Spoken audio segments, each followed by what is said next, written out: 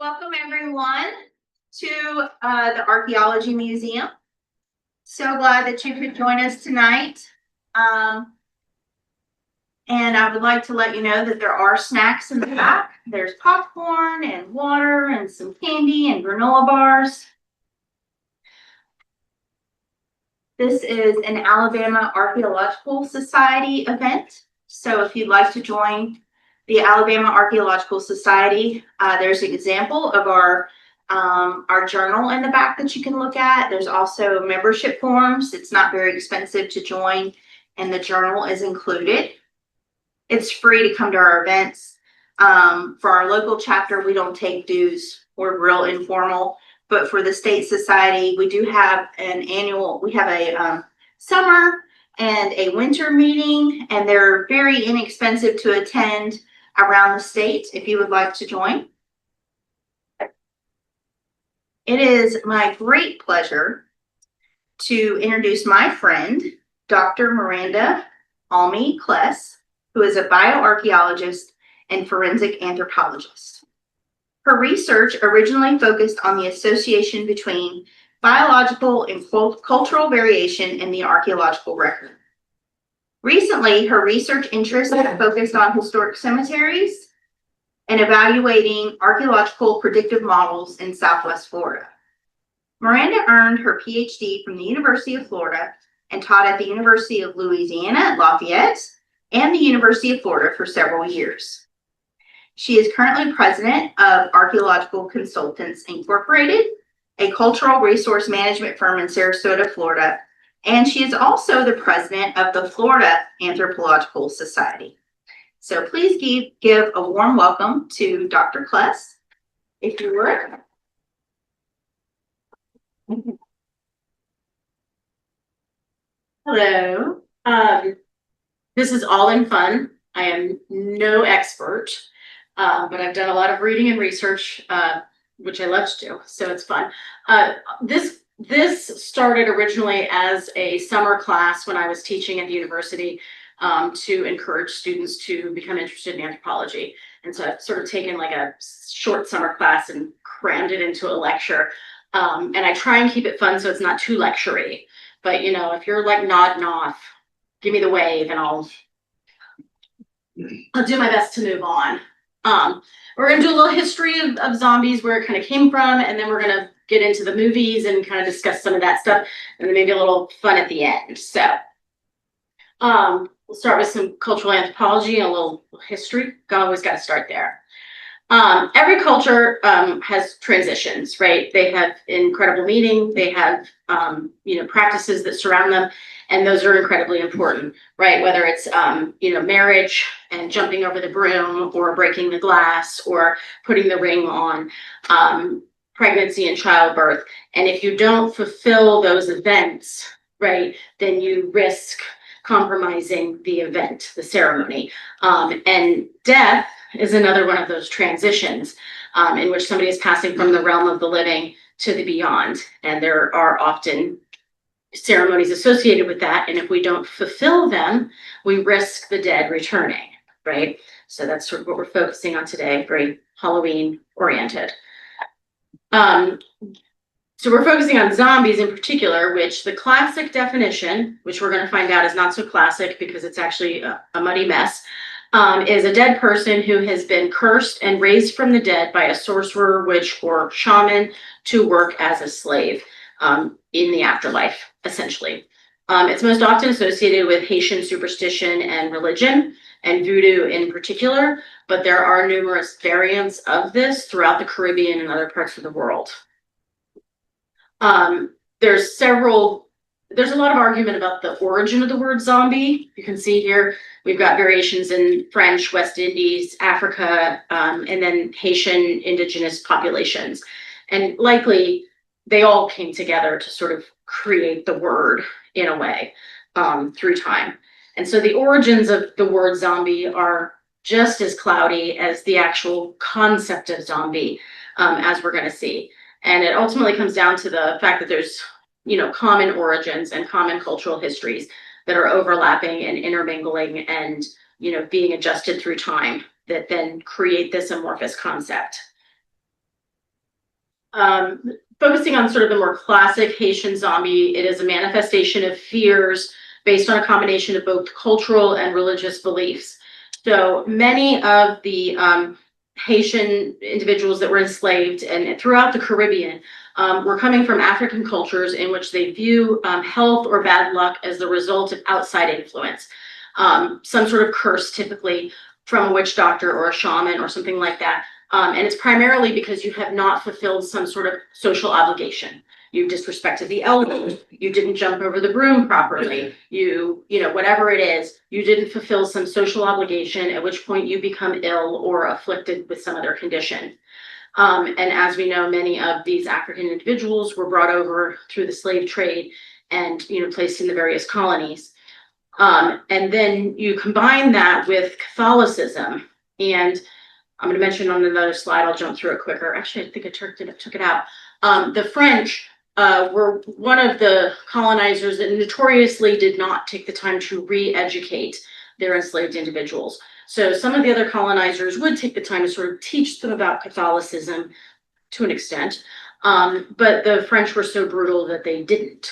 And so you have these African cultures coming together with some individuals who are getting some Catholic information, which, you know, we're bringing about Jesus and raising the dead and all of those things in the afterlife.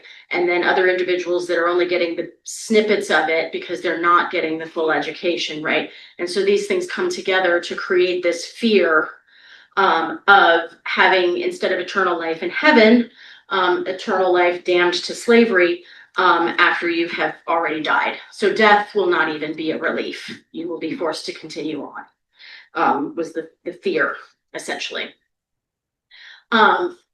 Voodoo comes up off and on throughout. So during the slave rebellion in Haiti, it was present, but it was kind of ignored. But then during the American Revolution, it really was weaponized in various ways, because obviously we had our own enslaved population and we didn't want them getting any ideas. And so they definitely wanted to, you know, indicate that a independent Black state would ultimately be ruled by wild superstition, animal worship, and human sacrifice. And this is where we start to get the cannibalism reference linked to the concept of zombies and voodoo in particular. And in 1836, there was actually an entire trial related to voodoo and cannibalism. And there's drawings and things out there of skulls and jars full of flesh that were the proof of the voodoo and the things that they had been doing. And ultimately, the priests were sentenced to death, and magically they disappeared overnight. So after they died. So we're not sure if they rose up as zombies or walked away. We have no idea. But many people pointed to it as a, you know, proof of zombies in various ways. Sadly, the link between cannibalism and Haiti has continued for nearly 2 centuries.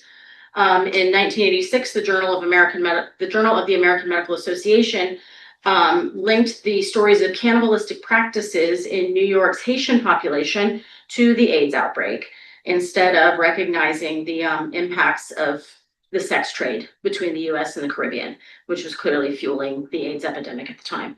And just last year, the Haitians were eating the cats and dogs. So it hasn't gone away, even in 2024. It's still a link if you pay attention to the Haitian cannibal voodoo malarkey. So cannibalism, though, right? The whole point is zombies eat people. Let's talk about this a minute. Cannibalism does have its origins in tribal rituals honoring the dead. So families often will consume parts of their loved ones as a sign of respect or an effort to keep a part of them with them. We also see instances in which warriors will consume parts of their victims in order to absorb their powers and their skill and their strength, right? So these things are occurring throughout time. However, human teeth are not designed to eat meat. That is why we all get silverware as a wedding present, because we need them to cut up the food and eat it, because our teeth are not designed to do that. So, oh, where did it go? Oh, it cut off. There's a little set of teeth, and it's like no chomping. I don't know what happened, sorry.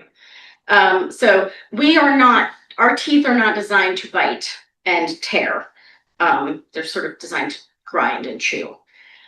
But don't we have evidence of cannibalism? Where's my bioarchaeologist, right? We know there's some cannibalism out there, right? So what does that mean?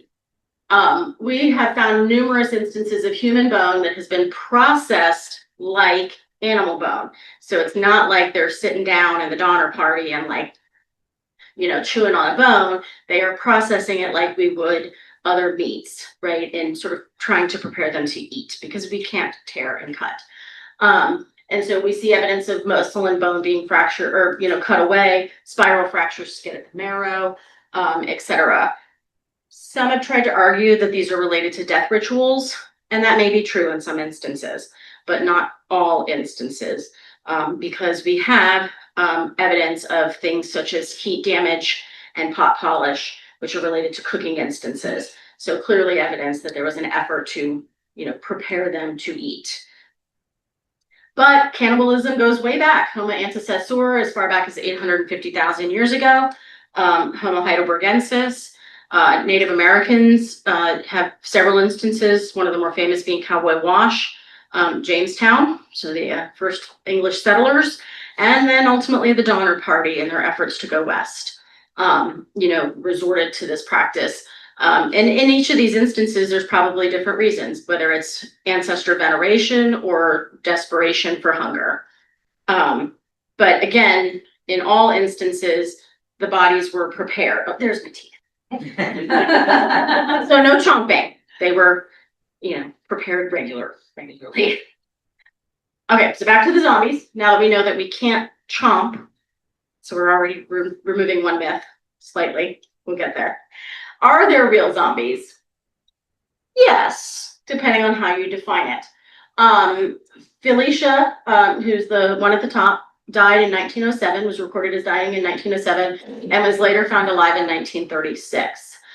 Zora Neale Hurston actually met her and tried to interview her, but she wasn't fully communicative. There's a lot of arguments about whether or not it was a case of mistaken identity or not, if really the real person died in 1907 and somebody else that looked like them came back in 1936 and the family mistook them, or if it really was her. There's a lot of different articles out there about it.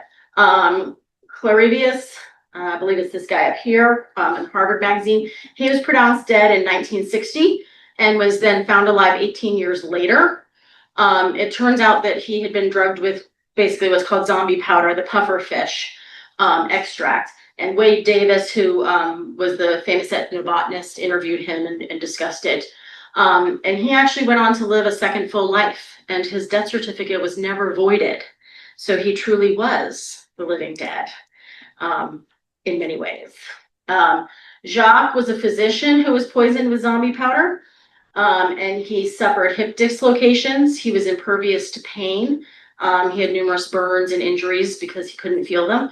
Trouble walking, tongue rotting, vision issues, and susceptibility to suggestion. So he could be convinced to do things that he was unaware of, which sounds a little familiar when we start thinking about the Night of the Living Dead, right? As they lumber along. And then the last one was Adeline. She died, and the family could not afford to bury her at the time. So they had sort of like left her in the cemetery, and she was actually found alive a few years later. And there's arguments of whether or not it was mistaken identity or she had a history of epileptic seizures, and they think that possibly she had had a seizure and died, but really hadn't. The family just didn't know it. And when they left her, she recovered and came back. But she was apparently a zombie nanny for a little while. So how do we get to the not so dead? Prior to 1950, death was defined as your heart stopping. And it was pretty clear cut, right? The heart's done, you're done. But in 1968, it was redefined to include brain death. And that was because we had invented, the heart and lung machine. We were able to bypass those things and replace them. We're able to keep people alive longer, help the heart heal, et cetera, et cetera, et cetera. And actually the first doctor to perform a heart transplant in the 1960s was charged with murder because he took the heart out of a living individual to put it into someone else. But they had been declared brain dead. But brain death is not super simple because the brain does lots of functions, right? There's higher functions and lower functions, and the higher functions, help us speak and wave our arms around and do all these things, but the lower functions, control heartbeat and breathing and other things. And so, when do you decide if one's working but the other one's not, right? Which is that death or not? And so you very much end up putting people in this very liminal state of are they dead or are they not, as you're evaluating and making the decisions of what do we call brain death. So they're dead, but they're not alive either sometimes. Another option, if we're not doing brain death and heart death, we can do social death. The loss of social identity or social connectedness, in which there are numerous instances throughout societies across the world in which somebody is literally, we all joke, you're dead to me. It is real. You could be standing right in front of me and I say you're dead to me and you're dead to me, right? It is a social death. So some people can zombify themselves by removing themselves from society, in which they choose not to participate in society anymore. They do not wish to be among the living and they just do their own thing away from everything else. You can also have social death through avoidance. Some have argued that, dementia patients are often experiencing a component of social death because they often become, whether it's self-isolated or socially isolated because of their condition in which they're starting to misremember and forget and regress, etc. And so in a way, they are still alive, but they are no longer participating in society, which in a way is the equivalent of death. Mental death. There are numerous mental issues that can sort of remove the social characters of individuals, those things that we view as proper social practice in order to engage in society. And so things like severe schizophrenia or severe depression, ephromania, untreated epileptic seizures that cause brain damage, in which you lose the ability to connect with social cues. You lose the ability to recognize, face expressions or other things, right? And so when you lose the ability to socialize, right, in a way you may lose the social connection and therefore a social death. And then some medications for these mental illnesses can then increase that potential, such as thorazine, which is used for a number of things, but it ultimately can cause tardive dyskinesia, which is often a facial drooping, or drooling, or the thorazine shuffle, in which you're just sort of along, right? And so you're alive, but your brain's not functioning in a way that it can interact with the rest of society, right? So there are ways to become, again, alive, but your brain's not connected. Identity swapping, the good old, face off. There are numerous instances throughout society, and it is more common in places like Haiti and other poorer countries because of the lack of records and the ease in which records get lost and replaced through time, in which somebody will die and then somebody takes their place. So dad might be at work and goes home and dies, and his son shows up the next morning for work and is him. Just takes his name, takes his job, keeps on going, right? You have instances in which a brother dies and the other brother steps in and just becomes the husband, and is the father of the children, right? And so, in a way, it is a zombie. It's a social zombie form in which the one person has died, but essentially continued to live through this alternate identity. And there are some instances, which may be some of the zombies we talked about before, in which the family is just so desperate for the return that they will latch on to somebody to be the return. And whether they are or not, they become that person to the world and continue to live on. And then parasites make zombies. The jewel wasp zombifies the roaches so that literally their babies can eat them alive, which is very cannibalistic. There's a fungus that literally, forces the ants to continue on as it grows, as they literally eat it. Toxoplasmosis gonadi reduces the fear of cats and rats. So it's very beneficial to the cats when they've exposed rats to it, because then the cats can catch them more easily, and it's super fantastic. However, it's not so great if you're a human and you're a woman and you're pregnant. It's not so great for the baby. But there's also been some studies, not the best and not 100%, but that have linked it to schizophrenia and some other conditions in which you lose inhibition and become reckless in your behavior. And so in a way you become zombified, and that you stop following the social norms of what should you, I shouldn't, jump in front of the car. I shouldn't jump off of this bridge into the river and go swimming. You sort of lose the ability to process those normal social thoughts. But it also might explain the reckless behavior of a few women out there that, they have become zombified to their cat overlords, who are controlling their every move. So we've got some zombies, whether they're social zombies or brain dead zombies, but let's pretend that we're going with the other zombies that are being raised from their graves. How do we keep them down? As we mentioned, transitions, right? So if we don't finish the ritual, the dead can come back. And we see this throughout society. Even today, even though it's not as widely, I know when you go to a funeral, you're not really thinking about it, but really that is the entire premise of the funeral, is to ensure that they cross over, they go to heaven, they go to wherever, they stay there, they don't come back, they don't suffer for eternity, right? And so if we don't do the things correctly, something's going to possibly happen to either them or to us, right? And so, that's where we get the origins of, like, they must be buried within 24 hours so that they can't come back up, right? Washing the dead, covering the mirrors so that their spirits can't get stuck, wearing black so that they can't see you, or for various other reasons. We have an entire industry, coroners, funeral homes, and things designated to handle the dead, so that those of us that, might not get impacted by that in whatever way we, are concerned about.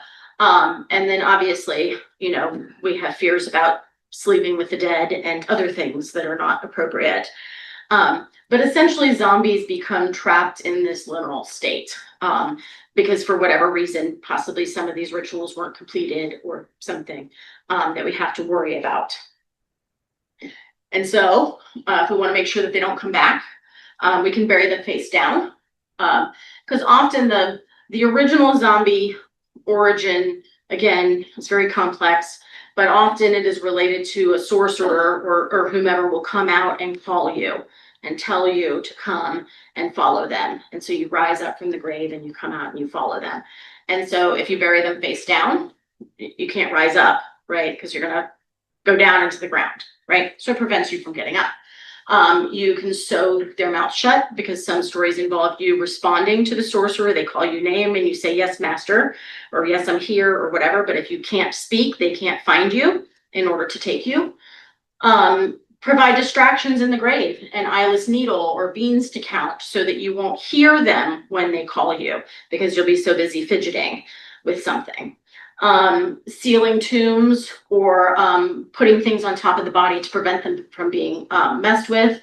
Guarding over the grave until they decay enough that they can't come back. Burying the body near a busy street so that the sorcerer doesn't have time to dig you up, right?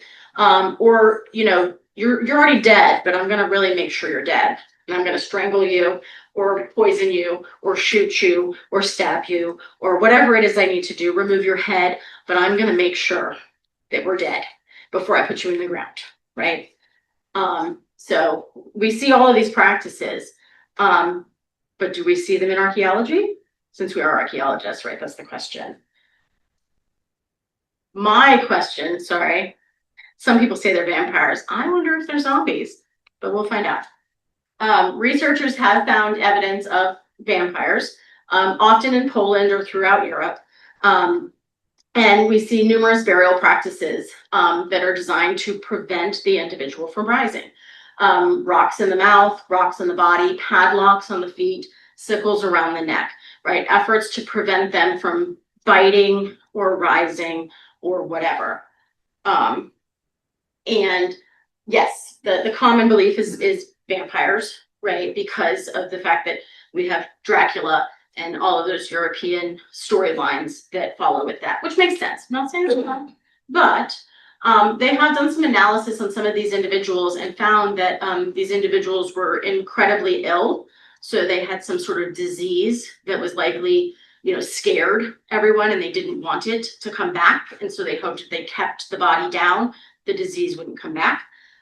It may have been a very sudden and unexplained death. And for the same reason, are we sure they're dead? Well, we want to make sure they stay down. And whatever killed them, we don't want to come back for us, right? And then outsiders, you show up in the middle of the day for lunch and you're dead by dinner, that's a little suspicious. And we might have some concerns about that. So we want to make sure that you don't get up again, right? And you'll see this comes out again in the zombie movies and the fear of the other and the fear of the outside. So there could be numerous explanations, but we do see evidence of the belief in the need to keep certain individuals from rising up or returning or punishing them after death or something. So there's clearly a concept here that is shared in some ways universally throughout human society. Okay, now the fun part so that we can learn all about zombie movies and you can impress a date later this month. So zombies come to America through travel stories, as all good stories do, right? Hearn visited Martinique, a French colony, which, as we mentioned, the French colonialists were terrible. And so clearly there's a lot of zombie origin related to this area.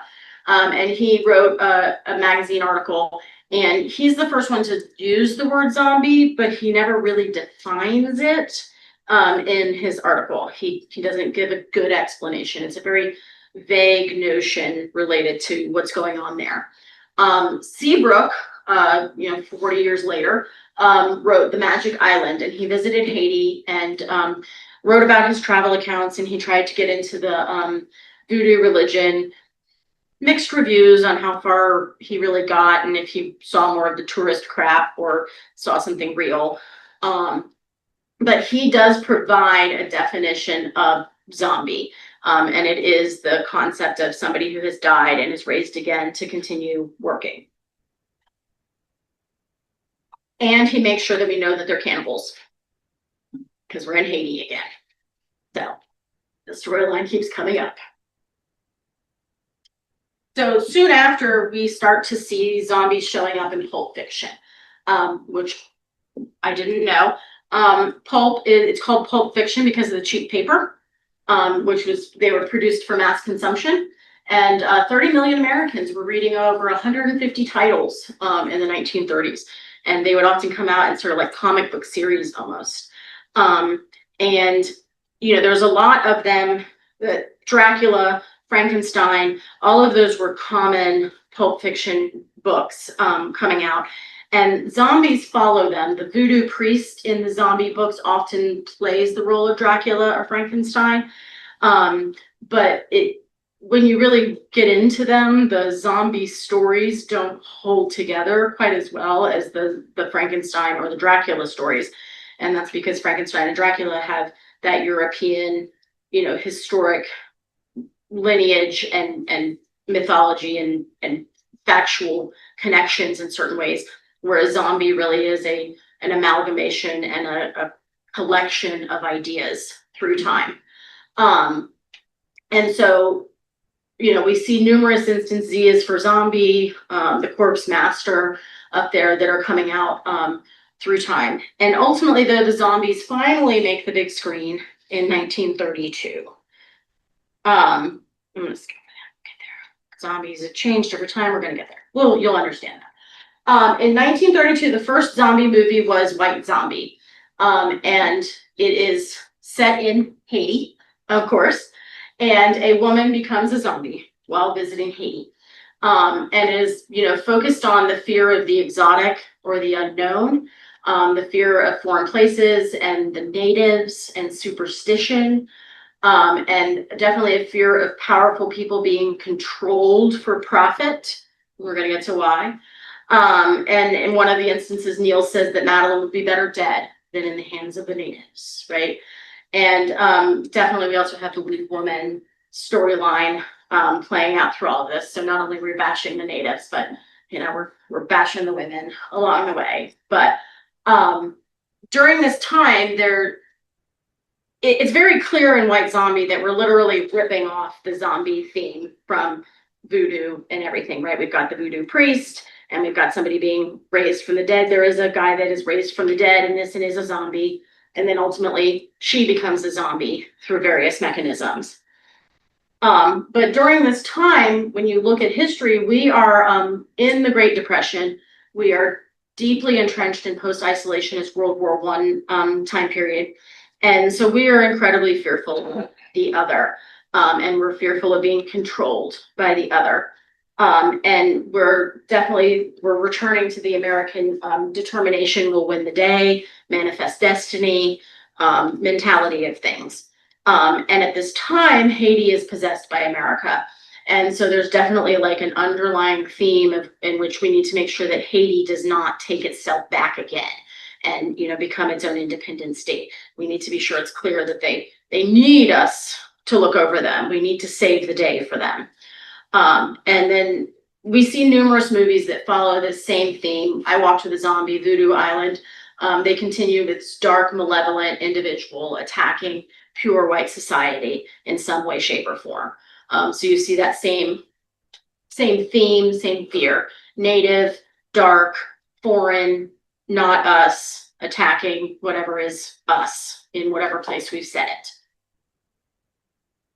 And then we start right about 1945. We're starting to get tired of some of this, but a few of the movies were really great. You gotta love that we took Revenge of the Zombies back to Louisiana, which is where we have voodoo in the United States, right? And the swamps, and we have a German mad scientist who is trying to create zombies in the swamps. And it's pretty on the nose, right? We're getting ready to go into World War II.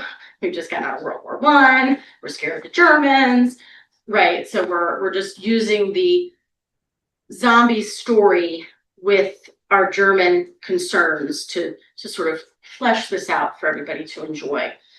And damn it, the women are getting screwed in the process again. So we're always getting zombified. It's terrible. But soon after this, you sort of see a drop off in zombie movies a bit. And then they pick up again. And what is very noticeable is in all of these movies up until definitely 1945, but a little bit into the 50s, you'll still see these themes. There's only 1 or 2 or 3 zombies, right? There's typically a very strong male, often white role, who is gonna, save the day. But we start to see a shift to a much more a nihilist view of things, and often people don't survive. And so, why? I'm sure many of you can guess. There's a few reasons here. 1945, we end up in Bergen-Belsen and Auschwitz, and we find out the mass dead, the horrors of what is truly occurring during this time. When they walked into Bergen, there were 60,000 starving people that were literally, barely alive walking. And then you've got the unburied corpses, etc. Auschwitz is truly a factory that's processing this. So we are coming to the realization of the mass numbers of dead, right? A massification of this. Soon after we dropped the atomic bomb, and the Hiroshima survivors often had immense survivor guilt, right? Understandably, but then they were also shunned by society. So some socially isolated themselves and became zombies essentially, but in other instances, they were literally zombified by society because they were pushed out and viewed as not part of society. And really, both of these things combined to make us realize that, total annihilation was possible, and it wasn't going to like, send us an invitation in advance. It could occur very quickly. So we're starting to kind of really freak out about this. But don't worry, we're going to fix it soon after we finish World War II. And we start to shift from our more local farming, rural economic pattern to one of mass consumption in big cities. And we're starting to get into the fears of red state, et cetera, et cetera. And so the American way, you got to buy the new house, you got to buy the new car, you've got to have that kitchen, you've got to have the thing, right? Mass consumption and conformity to prove that you are not a communist, right? Is running rampant during this time period in the 50s and into the 60s. And it still just makes me think of the mindless masses, but you'll see why we're getting there. I'm sure some of you know where we're going if you follow zombie movies. Soon after, we're dealing with Korea, and this is where we get the brainwashing, which, as we said, zombies are susceptible to suggestion and will follow command. Brainwashing is the equivalent of that. And so in the 1950s, we see where the Chinese had convinced numerous individuals to put themselves out there. And again, we are suffering through a war in which we are just looking at massive numbers of dead, dead that we don't even want to kill, but we have to protect ourselves, right? So it's this fear of being overpowered by a force that we can't control or reason with or understand. And you see some plays on this in what are considered non-zombie movies like Invasion of the Body Snatchers and then the Stepford Wives. They're playing on this fear of being taken over or controlled or possessed. But I kind of wonder if the Stepford Wives weren't zombies, because they were kind of following blindly and doing the things. The new Stepford Wives is not that good. The 1975 Stepford Wives scared the out of me. Oh, still makes me. And around this time, we have George Romero coming out. And George Romero wants to say a few things. He's not real pleased with American society, and he wants us to know that. And so he decides that he's going to make a couple of movies and try to make that clear. And so we see this drastic shift in the zombie model with Night of the Living Dead. If you don't know, a space satellite crashes and is destroyed, and high levels of radiation are emitted. And once the radiation reaches the Earth, the dead rise again and start walking around. And it's really interesting. I'd always watch these movies and just sort of watch them and was like, oh my God, they're going to get eaten. But when you start to really listen to some of the things that are being said and the way that things are discussed, you kind of start to pick up on some of this stuff. But one of the things that comes up a lot throughout the narrative is that they look like normal people. They look normal, and that these acts of violence are random and horrific, especially in the very beginning of the movie, before you really start seeing the zombies. All the news reports are just like, these random acts, it's so horrific, we can't predict it, we didn't see it coming. And it really is, definitely they're telling you early on to avoid strangers and be suspicious. And it's pretty clear what's going on. The lead character in this movie is a Black man, which is interesting, and there is an intense focus throughout the movie once they get into the house on maintaining the social norms. Who should be in charge? Who should have the gun? Who should make the decisions, right, throughout the movie? And ultimately, because they can't come together, they ruin all of their chances of survival.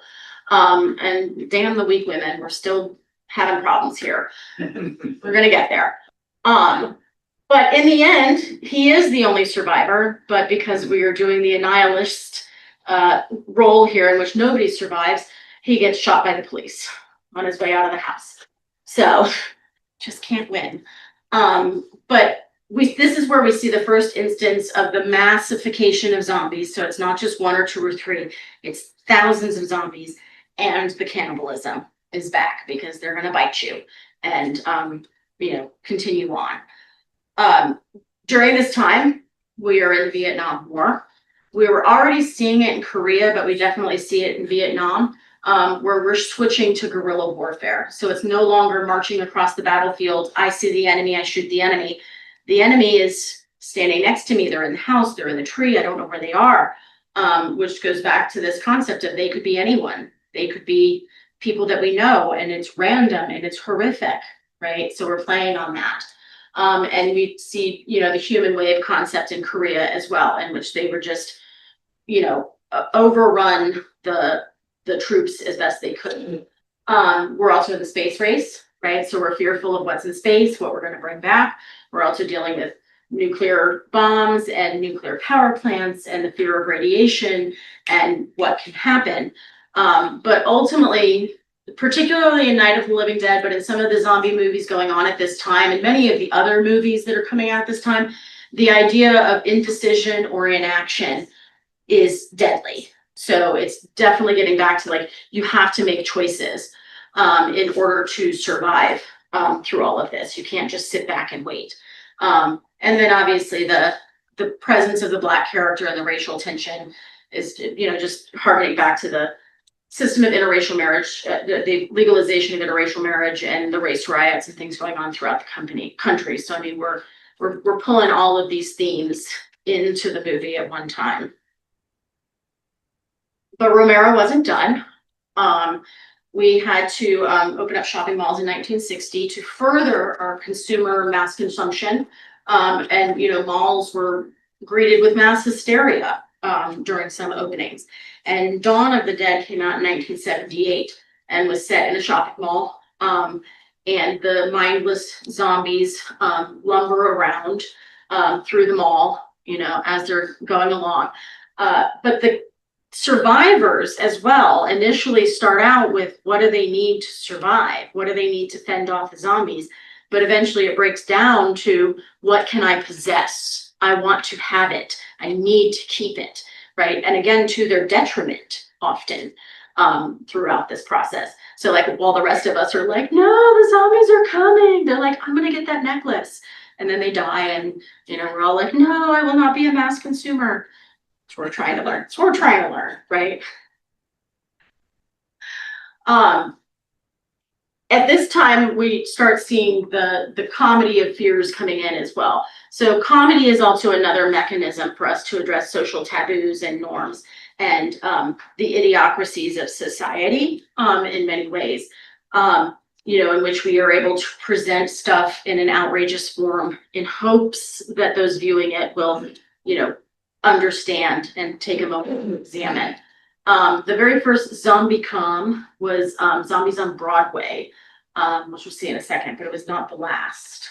In 1945, Zombies on Broadway did sort of like nix the zombie movie for a hot minute. But again, we're also going into World War II, and we're seeing this transition in fears and views and things. But it was a spoof on the Tiki Hut and the Mai Tai drinks from the World's Fair, and the fact that they would zombify you if you had too many, so you were often only allowed to have two. We actually have a bar in my hometown called the Bai Hai Hut, and they have a sneaky tiki, and you are only allowed to buy two. So it's still a problem today.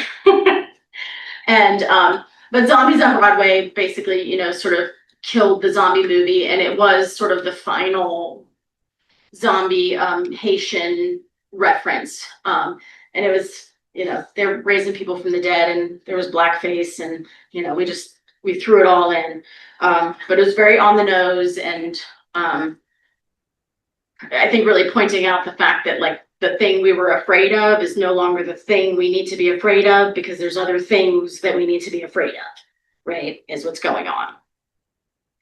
But we all love a good comedy, and these movies have continued on in hopes that they'll teach us something, right? But Shaun of the Dead, obviously a spoof on Dawn of the Dead. British Zomcom, which is always a little on the drier side. It really was a commentary on the monotony of daily life and the war on terror. We're deep in post 9/11 at this time.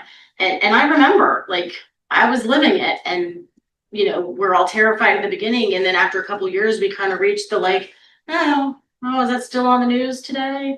Okay, and in the movie, they're like, let's just go down to the Winchester and have a nice cold pint, wait for all this to blow over, right? So sort of the normalcy of the things that are terrifying us out there, that we've almost become unnoticing, is kind of what's going on in that movie. And then Zombieland has really started to get into a concept that we see a lot more now today, but the Maid family, and survival. You can't survive as on your own. You can't isolate, without support. You need a group. We had hope, we had each other, and without other people, we might as well be zombies, right? The social death of isolation. So, needing to continue on. But we also get the good, surviving past your end date with the Twinkie jokes, and you just need something to look forward to, right? The amusement park, and we're gonna get there, come hell or high water, or dead bodies. And unfortunately, we killed Bill Murray, but that's okay. He'll rise again, I'm sure. So, I loved these movies when I first watched them, and then rewatching them, thinking about this. Kind of, I don't know. If anybody does that, let me know. I would love to hear.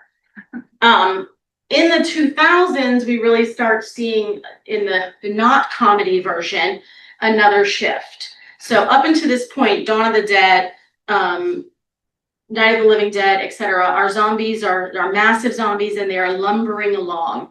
And as long as you don't break your leg and drag it behind you, you can outrun these zombies, right? And you have plenty of time to load your rifle and shoot them in the head, etc., right? But in the early 2000s, we see this shift in which the zombies become far faster and far more violent, and it's not just, biting you on the neck, now we're tearing you apart.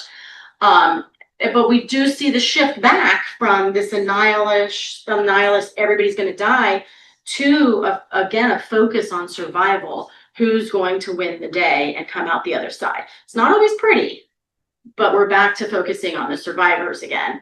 And it's interesting when you look at the movies, and if you really lay the movies out on the timeline, and you start to see these things with, disease, medical experimentation, distrust of science. The Resident Evils first start in the mid 1990s, and then become the movies in the early 2000s.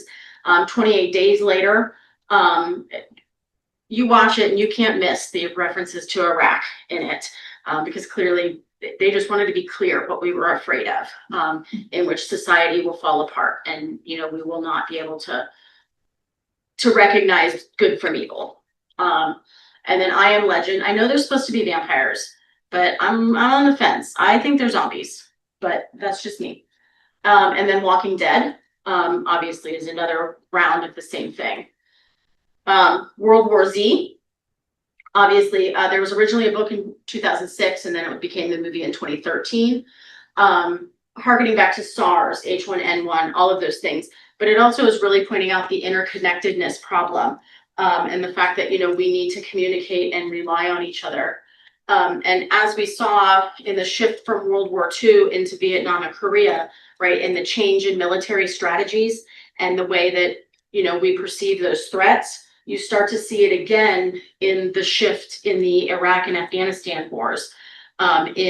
Yes, we're used to the guerrilla warfare component, but it's different, and it's a different type. And the classic military strategies of how to engage and protect and communicate, aren't working as well. And so we're having to reconfigure how we do that. And then there's obviously a lot of disillusionment with the government, and all of these things throughout. Katrina is happening at this time in 2005, and we're just watching all of these people suffer as the government stands there. There were reasons, but that's another day. And you all lived it, not me. The role of the established media companies and private individuals and misinformation are all sort of playing into this concept that we see in these zombie movies at the time. And it's interesting, again, to lay them on the timeline and to see that and to think about where they're set and how it starts and then how it progresses, and sort of lining it up with, which of these concerns are they more focused on in their movie. But because the Asians and the Japanese are not going to miss out on a good opportunity, they're going to get in on it. Don't worry. We share these things throughout society. At least we're interconnected on that front. But interestingly, most Asian, or nearly all Asian societies, do not have a zombie concept. They do have a malevolent ghost concept, but it does go back to the whole, like, if you don't fulfill the death rituals properly thing, you're going to end up with this malevolent spirit. The ring is an example. But we are not going to be outdone. And so we have the Train to Busan. I think I say that wrong, I'm sorry. And on this movie, it's set in Asia, Asian population.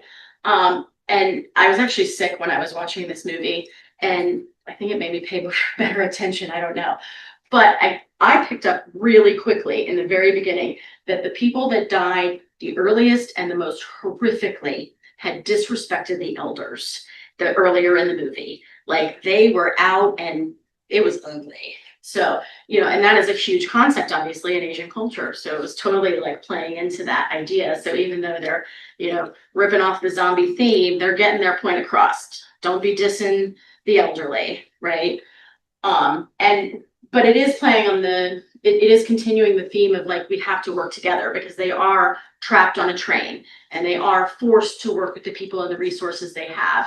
And it is from Korea. So we are sort of hearkening back to the North Korea, South Korea, you've only got what you've got situation, dealing with governments and other things in certain situations. More recently, we have started to switch to senescent zombies. So they are no longer mindless. They can have feelings and emotions, and we can cure them. So I guess in a way we're back to the American saving the day problem. But we see these all over. Warm Bodies, Revival, Santa Clarita Diet. There's an argument that this shift in the zombie, even though we still have cannibalism, etc., but we can cure them of that, is sort of playing on this fear that we have as younger Gen X and millennials and into the next generations of deteriorating elderly individuals and the consumption of resources and what will be available to us in the future, and the need to and the medical technology that can keep them alive for longer so that they are alive but not dead, but not alive, but it is eating what we need, so there's this play on it. I'm not saying it's all true, it's valid, I'm just saying it's what people have discussed in the literature. And I can see that. So, but there is also the thought that if you are loveless or soulless or isolationist, you're basically becoming a zombie. And so we can, cure through love and care. And others have feelings too, and we should treat them that way. And definitely, don't fight the change, incorporate the change, and, it'll be for the better. And they do a really great job of singing about that on the Disney Channel. I've watched that show so many times. But we're also, while we have this storyline of you need to come together, you need to focus on the other, you need to, team up as the survival side of things, right? In order to survive, you need to come together. But now when we're looking at the zombies, they are becoming dehumanized in a way. They are no longer the neighbor or the other person that we knew. They are gone. They lose their faces. And you can really, if you play video games, see this when you compare the earliest Resident Evil video games with the more modern ones. Because early on, it was very focused on, finishing a task, finding things. Yes, you're killing the zombies, but like you have to do stuff in order to get somewhere. And now a lot of those games are very, first person shooter focused. So you're looking down the gun instead of from elsewhere. And it's very focused on how many, how quickly, how violently you kill, right? So we do see this, while we're recognizing what we need to survive, we are also furthering ourselves from this other at the same time and making them less than human, which conflicts with a little bit of what we're trying to preach in certain ways. And zombies are not dead yet. They shall never go away. Some have argued that technology is the next phase, right? I mean, God, I see my kid walking around with that cell phone and I'm just like, hello. And the cell actually, plays on this already. Sorry. 0-hour contracts are essentially zombie labor. You know, The Walking Dead implies that we're all zombies just waiting to wake up. And so, you know, the question is, what do you think the next wave of zombie movies will be? I think we're gonna have some technology ones for a little while, but it'll be interesting to see what the next go round is of these things. I can stop here, or I got a couple more fun things. It's up to you. Fun things. Okay, so we can have a little fun. We get to the 4 subfields of anthropology or the subfields of archaeology. So we all know archaeology is the study of the past, and we try to reconstruct past behaviors, political systems, religious ideology, trade, all of that, right, by the stuff that we dig up. And it's kind of fun to think about. If you really think about it, once you're done watching the zombie movie and we've reached the end, except we all know that clearly 28 years is not long enough for the zombies to die. It takes longer than that, apparently. But at the end, nearly always civilization will fall. And some of the zombie movies do harken back to this and talk about, you know, what happens after the fact. But most of them are still pretty stuck in what's going on with the zombies at that time. And so I just kind of wonder, you know, if we ever have the zombie apocalypse and the archaeologists come along 1,000 years later and dig it all up, like, what are they going to say about us? About us as a society, or about the survivors, or the zombies that are dead? I don't know. Anybody here ever read or seen the book Motel of Mysteries? It's good. You guys are young, and I'm so glad. It's fantastic. It's 70s, I think. But the whole storyline is that there's a mail disaster, and the entire world is covered in pulp junk mail. You know, and just the world comes to an end, like, you know, hundreds of feet of junk mail.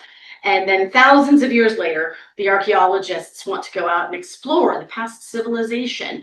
And they dig down and they find this building and a sign out front that says, Tutankhamun. Can you see what we're referencing here? King Tut. And they open up the door to this little roadside motel, and there's the skeleton on the bed facing the altar with the TV. And they go through all of the discussions. They have like the toilet brush and stuff, and they're like, this is a scepter, and they put some, and they're like, this is the crown. And so it's playing on archaeologists and what we're trying to do, and how we interpret the things that we find, right? So it's really kind of hysterical. And then when you put it into, spend a day, if you ever get a chance to read that, and then like sit down and like look and just be like, I wonder what the archaeologists are going to think about this down the road. It gets a little fun when you start to think about it. Bioarchaeology and forensic anthropology examine the skeletons. Usually what we're doing is we're helping determine age, sex, ancestry or race, stature, individualizing characteristics. We're trying to help either identify somebody in the forensic world so that we can return them to their loved ones and find out what happened to them. Or in bioarchaeology, we're trying to understand these past peoples and their health and what they were doing all day, etc. And so we look for signs of pathology and trauma. And, you know, we also look at how they were buried and helping us understand what that meant. You know, was this person respected? Was this person feared? Were these people dumped in a ditch, right? What does that tell us about how they were viewed by society, right? Because really, once you're dead, how we bury you is ultimately how we view you, right? You can plan it, but I don't have to execute it the way you want. But just something to ponder.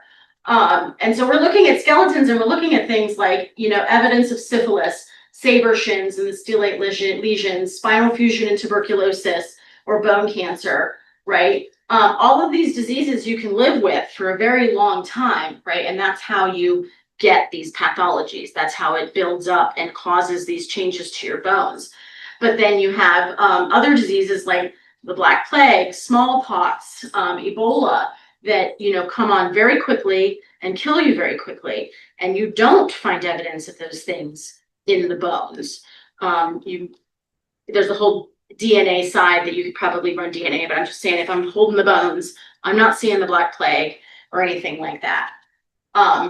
So it kind of makes me wonder, if we have all these dead zombies lying around, right? Am I going to see the disease that caused the zombies? I don't know. I'm pretty sure I'll see that though. That would be pretty obvious skeletally, I think, in the lower right-hand corner there. So, you know, what do you think? You think we're going to see the zombie disease? I don't think so. I think we're going to miss it.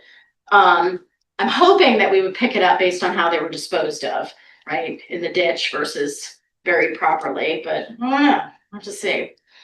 I do have a couple skeleton pictures, but we're talking about zombies. I think it'll be okay. Trauma analysis. This is the good stuff, right? Antemortem, perimortem, post-mortem trauma. Antemortem before death. Signs of healing. You break your leg, it gets fixed, you know, it heals up, you live. I don't think it's super important for the zombies, right? Because, you know, that's not really a factor. Perimortem trauma. That's what happens to you around the time of death. There's no signs of healing.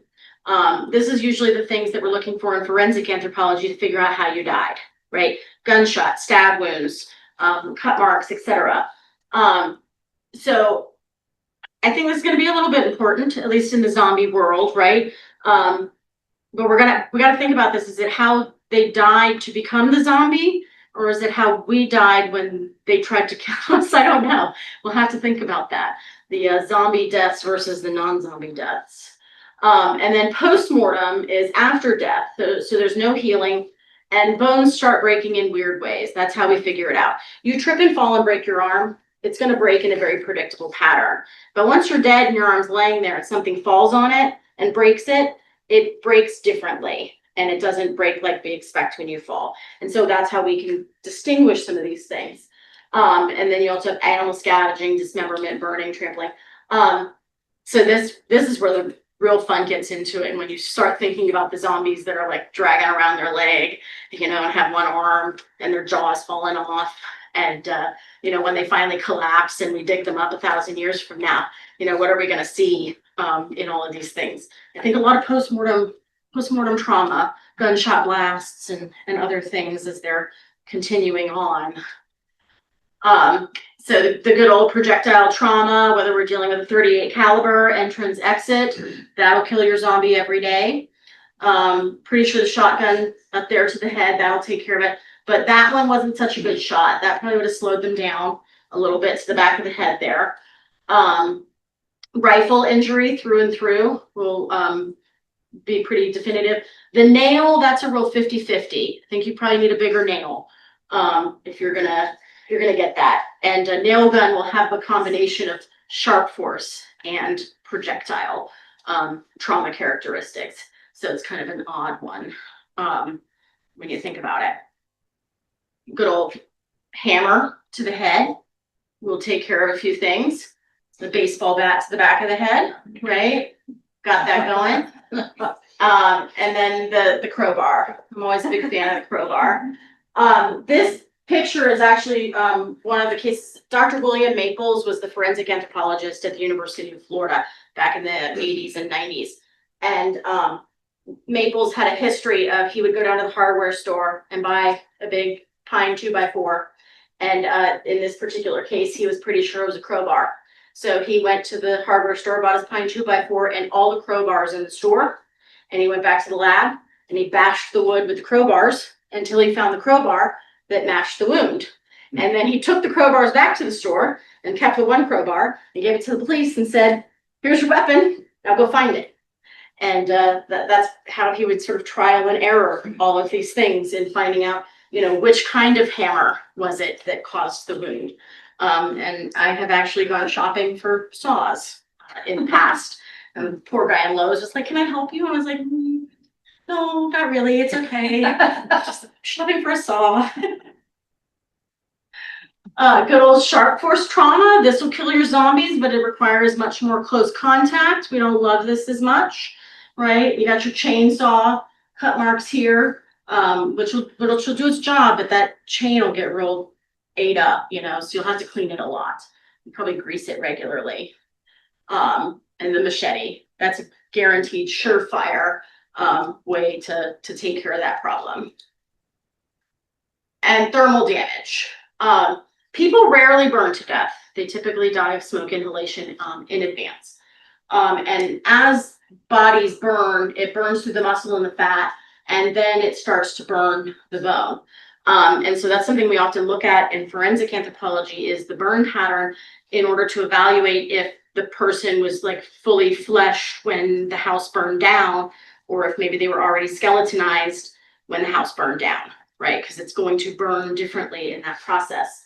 And the bone goes through a very predictable pattern of color changes based on those factors.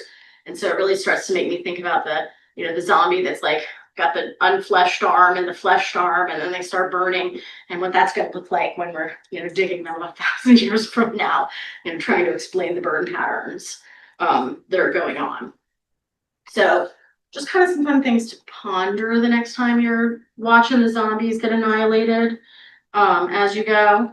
But not to be missed out on. The American way, we are going to capitalize on this and make some money. So you can buy a zombie bunker if you would like. You can, and bunker plans and supplies. I had a case when I was a death investigator in which a guy was shot with a zombie bullet. It had green dye in it, and I don't know if he was a zombie or not, but either way, he was dead. So that was that. It was effective for the means that were required. But the CDC has taken advantage of this and used the zombie theme to encourage us on how to prepare for a pandemic, and, you know, how to stay healthy and isolate and be prepared with supplies, etc. And you can always which kind of zombie and how best to kill them if you want to purchase this lovely guide here. And then of course we got to get into the technology zombie apocalypse and what will happen if all technology crashes. But I'm pretty sure that was it Shia LaBeouf and what's his name saved the day in one of the Live or Die Hards or something. I can't remember, when the world crashed. So that's the end. Zombies and all.